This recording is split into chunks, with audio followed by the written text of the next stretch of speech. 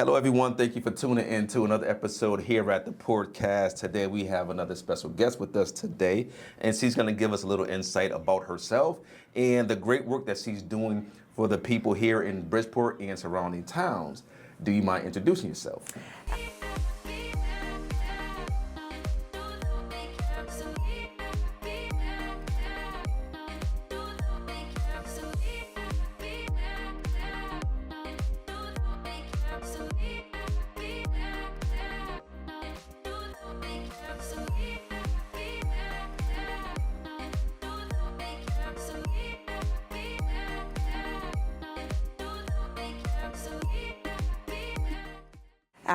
No, I don't. So my name is Caraballo. I'm a resident, or was a resident of Bridgeport, Connecticut. I'm a current activist, advocate for the parents and the youth, justice impacted, and just in general for people's rights. Now, okay, where are you from? Where did you grow up? So I'm originally from New Britain, Connecticut. I grew up in Hartford, and I ended up in Bridgeport. Okay. And how was your life as a kid growing up? Woo! Okay, so my life as a kid growing up was very dysfunctional, if I could be very transparent and honest. I grew up in the foster system, not the greatest life that I would have thought or pictured or wanted. Looking back, what I can say is what has happened to me in my childhood, I now make sure it's not repeated again in my children's childhood. But I'm gonna say my childhood was a journey, but a journey that allowed me to be who I am today. In your adolescent years, you made a few bad choices that led you to be incarcerated. Mm-hmm. Did you feel that this is what your life is going to be, and did you give up at any time? Yeah, so obviously in the very beginning, getting sentenced to a very hefty sentence, I believe that this was the end of it all. I went ahead and had an incident where I tried to commit suicide in there. Thank God that, obviously I was not successful. But then I quickly learned in there to channel that anger into what can be done. As a kid growing up, my voice was silenced. Can't say this, don't say that. What's happened here stays here. I didn't have a voice. And it was incarceration that actually gave me the ability, after being so frustrated at my parents and my family, I then channeled that frustration towards the system, because I quickly realized, wait a minute, something's not right. Like, parenting doesn't come with a handbook. So my parents only did to me what was done to them. And that's when my anger quickly shifted to the system. And I must say, even though I was sentenced to 20 years suspended after 10, the beginning half of my bid was very tough because I was trying to navigate and try to see how I could, work this thing. But towards the end, I was in the books. I was, it's probably gonna give an insight to people right now why I am the way that I am. I wasn't the typical, I'm gonna read fantasy books or urban books or anything like that. I was more of like, I'm headed to the library, I'm getting dictionaries, encyclopedias, Connecticut general statutes. I'm reading everything to the fine print. And from there, I was like, all right, something needs to happen. And I started actually talking to people in there, and I started talking to the youth in there as well. And I started asking specific questions to get me an idea, is this really a problem? And I realized, something needs to be done. I came out in 2017. I did not establish my nonprofit organization of accomplishing real change until 2022 successfully. And then when the 6 schools closing took place, the big chaos, that's when I incorporated Parents Matter. I'm huge with everything that happened in my life. Wait a minute, what about the parents? We can't go in expecting for them that we think that they know their rights, they know how to read, they know how to write, they know how to advocate for themselves. A lot of parents may suffer from mental health. A lot of parents suffer from unspoken truth or unspoken things that they go through in life because they were basically like me, don't say anything. Or, there's this fear that parents try to instill, but it's only because it's what their parents did to them. And we really need to start tapping into that elephant because that's gonna, make some changes, so. Okay. And unfortunately, everyone knows of a person, maybe a family member or a friend who have been incarcerated, and many of them make all these promises. Sometimes they live up to them, sometimes they don't. What was your promise? Oh, my promise was to give back to the community. I just didn't know the magnitude of it. My promise was to, once I see the other side of the gate, was to head back to Hartford and make a change, because that's where the crime happened and that's where I was at. Little did I know, and I'm a Christian, I believe in God. I was sent here in a halfway house, and it's like, I tried to go back to Hartford, but every time I tried to go back, it was almost like, nope, you belong here. Nope, you belong here. Like something would happen that would stop me naturally to be like, you belong here. And now I understand the assignment. Bridgeport is in need of it. I'm not saying, that these parents are not capable. It's just sometimes there has to be someone to be the frontline person, the one that's vulnerable enough to say, and if I can be transparent and say it on camera, I was molested. I was, abused in any way, verbally, physically. As a kid, I was told that, that was supposed to happen, and you can't talk about it, because if you talk about it, DCF's gonna take you, you're gonna die, something worse is gonna happen. And if you opened your mouth, you got a big, huge, almost cuss, sorry. You got a big whooping behind it, and now you're scared, So after being incarcerated, what steps did you take to get back on the right path? Were you involved in any educational programs, reentry programs, job training programs? Because a lot of people, when they come home, they want to do better, but they don't know how to go about doing it. Yeah, so with me, I'm the type of person, like I said, I love doing research. Excuse me. So at first when I came home, it was a level of anxiety because the halfway house staff was not really helping me. It was more of like, and I'm still hearing it now, even with the men's halfway house, it's more of like, okay, go and fend for yourself, but you got to make sure you over here at this time and do this. But that's the problem right there. You can't expect us to know certain things that may be common to you. And I'll use this as an example. For me, I went in 2007.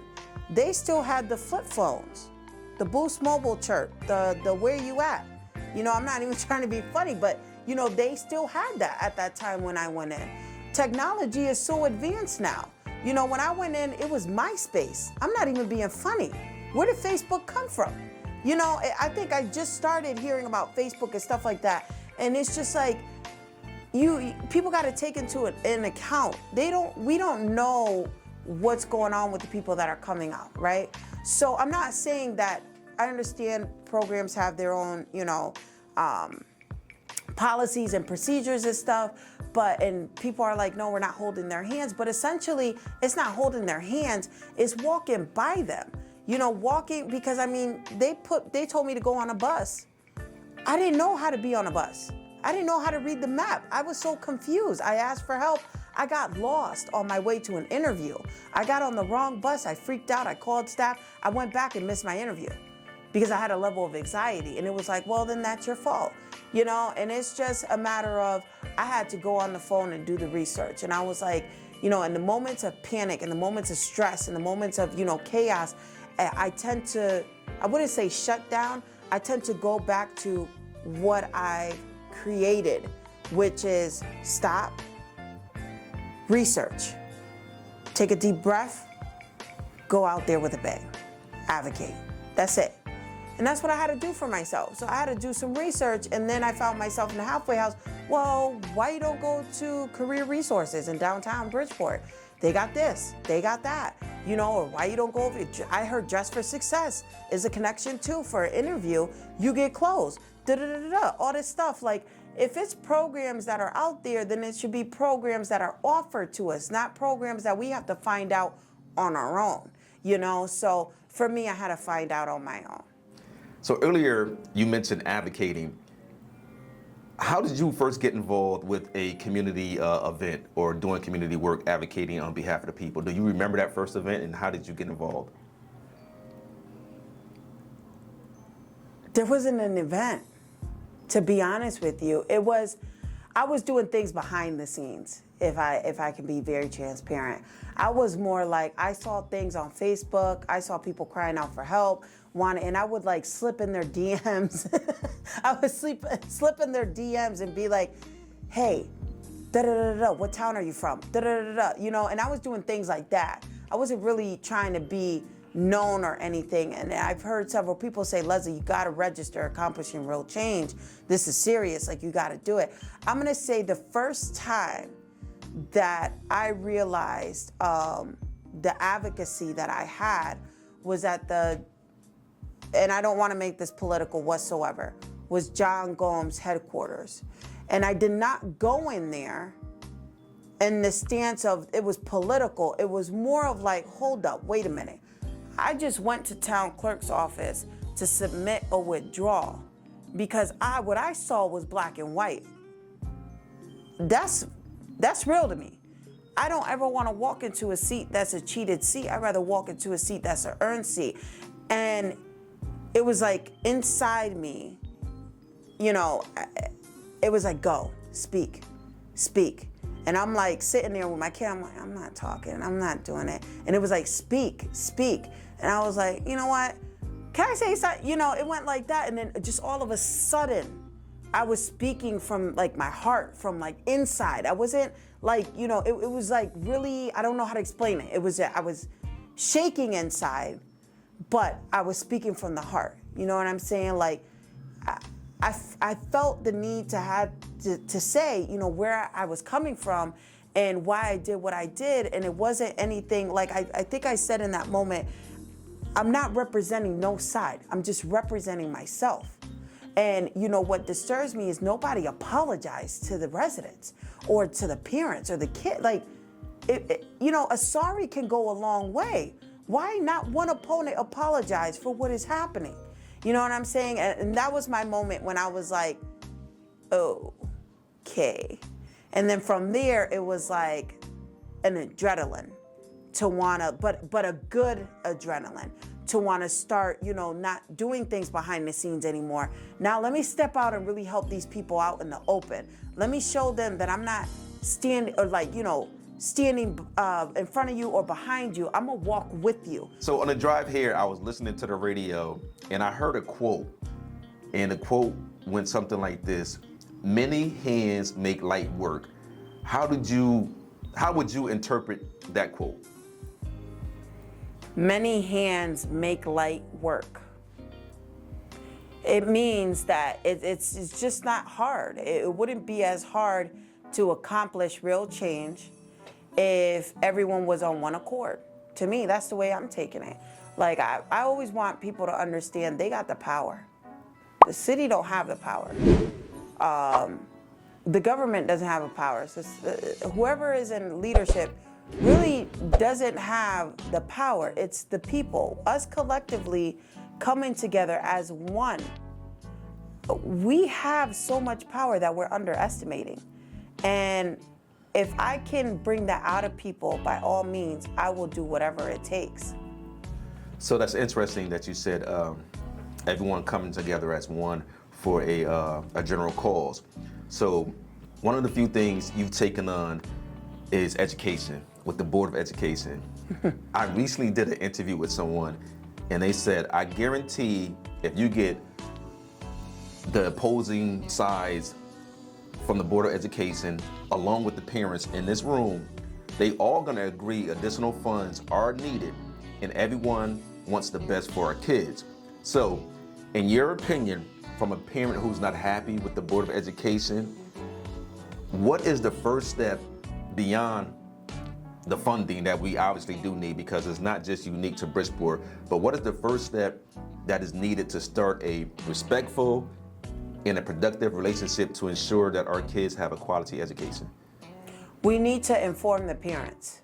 We need to inform the parents of everything that is going on so they have a generalized sense.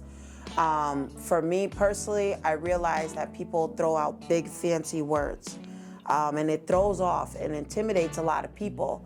I was the type of person that would take that big word and I would take the dictionary, and I don't care how many times I gotta try to break it down and simplify it for me to understand what it really means. If people start speaking in the language that is going to literally have all the parents understand, then we're gonna start having an effective dialogue. Then the parents are gonna be more confident and more, okay, well, now I'm gonna compose an email, let's talk. Let me go to the board meeting, let's talk. But all the parents are seeing is arguing. All the parents are seeing is bickering. All the parents are seeing is, derogatory statements. And this is from leaders. So you can't expect the parents to act any different, the residents and the youth, if the own leaders are acting that way. I'm not even gonna lie, I've had my own share of the shouting back and forth out of frustration, because I'm like, what part do you not understand? I'm speaking English now. I'm not speaking your huge, terminology that you be using. But the thing is to get all the parents on one accord to be able to have this. Listen, I'm all for second chances, all right? Whether the board is dysfunctional, which it is, I'm all for them changing. Let's put politics to the side. We care about the kids. Now, what struck me is I've heard repeatedly the ones on leadership, the superintendent, Baptiste Perez as well, I don't know how to talk to people. That's a big statement. When a superintendent reaches out, not to me, to another parent, and says, I need help. I don't know how to talk to people. All I heard was, I need help. She needs help. So let's help her learn how to talk to people. I would love for her to go in my email and respond back to me and say, I don't ever want them to feel intimidated by my presence or what I say. I want them to feel like, and now I'm starting to take a different approach. I'm starting, instead of being boisterous, I'm starting to now talk. We're not perfect. I'm gonna be the first one to say that. I'm not perfect. And I'm not gonna come up here and act like I am, because that's not me. I've acknowledged that by me being boisterous, I'm not getting nowhere. It's just one person yelling on top of another, trying to be heard. Now we going back in circles again. So now I gotta tone it down and talk in a level where, hey, I'm approachable, I'm open, you can come talk to me. Maybe that's what will make her feel comfortable. I'm trying to try different ways, because I do want to sit down with this lady. I want to sit down with just not 5 members, 4 members. I want to sit down with 9 members. We all make mistakes. No one is perfect. I went to jail, okay? No one is perfect. I don't care. They're not perfect, and it's okay. I might have not said this publicly, but if we're gonna be positive and we're gonna be realistic, why not say it here? You know what I'm saying? So, I want her to have a conversation. We need to have a conversation, but at first, it starts with leadership, and it starts with me too, the people that are advocating. I sincerely apologize to the parents, and I sincerely apologize to the community if they ever got frustrated because I was shouting back, even though what I was saying was, helping. But it's not what you say, it's how you say it. You went from your first involvement within the community to later taking on election issues, Board of Education issues, unfair housing treatment towards tenants. And yourself, along with others, the approach has been forceful, in your face, unapologetic, but more importantly, impactful. Do you feel that people misjudge you? And if they had the opportunity to get to know you, what would they see? I don't feel like people, misjudge me. There was when I was on the ballot for the Board of Ed, it's funny that you said that because, and I'm not going to disclose because I don't know if they want it disclosed, but there was a particular elected official who reached out to me and apologized, and I didn't even look for it. They apologized because they associated me with a certain stigma due to my past. But when they saw what I did, then they were like, I'm sorry, you're exactly what the city needs. So I don't think I'm ever, at the end of the day, the way I feel is this: everyone has their own opinion and I respect them. Whether they like me, whether they don't, whether they want to give me a chance, whether they don't, it's fine. You know what I'm saying? I'm always welcoming. The way I heard a quote at the grocery store, right? There was someone being rude to me on the line, and I wasn't rude back. And I remember the cashier, once they left, they had said, you need to treat people the way that they treat you. I said, wrong. They were like, but they were mean to you. Why? That's the problem right there. Wrong. That's what society wants you to believe. That's what society wants you to think. We don't have to sit there and treat people. If someone treats me bad, I'm not going to sit there and treat you bad. Because guess who's holding the weight now? Me. Now I'm stressed out. I can't sleep. Now I'm aggravated. Versus if I just treat you with kindness, now I know I treated you with kindness. Another thing is, who knows what that person's going through? Coming from a difficult upbringing as a youth being in the DCF system to incarceration, the odds were stacked against you. Fast forward to today, now being one of the many faces of advocating for people, did you ever thought you would be in this position you're in today? Ah, come on. You were supposed to make it easy on me. No, I didn't. And why is that? As a kid growing up, you told you never be nothing. Abused to shut up. No one cares what you have to say. It's a tough pill to swallow, you know? So as a kid, I envisioned everything I went through. I knew I was gonna be a statistic. It's sad to say that. As a teenager, I knew something was gonna happen. I just didn't know which route I was taking. But at the same time, I feel like everything that took place happened for a reason. Because if it didn't, I wouldn't be where I'm at today. I wouldn't be able to fight or understand. Because it's one thing taking on advocacy because you got a degree. But it's another thing taking advocacy because you got hell of experience. And I'm talking about personal experience. You walk through that. And that's different for whoever you're servicing or whoever you're trying to help. Homelessness, never really tapped into it till the shit, happened to me. Now I'm like, wait a minute, hold up. What's going on here? And it took for that to happen. For me now to understand. Because let's face it, I used to be the driver that when I see someone holding up a sign wanting something, oh, who the hell do they think they are? Like, I'm working for that, I don't got time to stop. To that mindset, to now having the mindset of, let me have a care package in the car. Doesn't mean I have to specifically give them money. But maybe a little thing where, okay, $1 or $2, socks, snacks, a bottle of water. And I put my window down. I don't put it all the way down. I'm gonna keep it a buck. I don't put it all the way down. Hopefully, by the grace of God, I'll get there one day. But I don't put it all the way down. And I'll say, God bless you, and I, pass it on. Now, what's the gratification that you get out of doing all of this?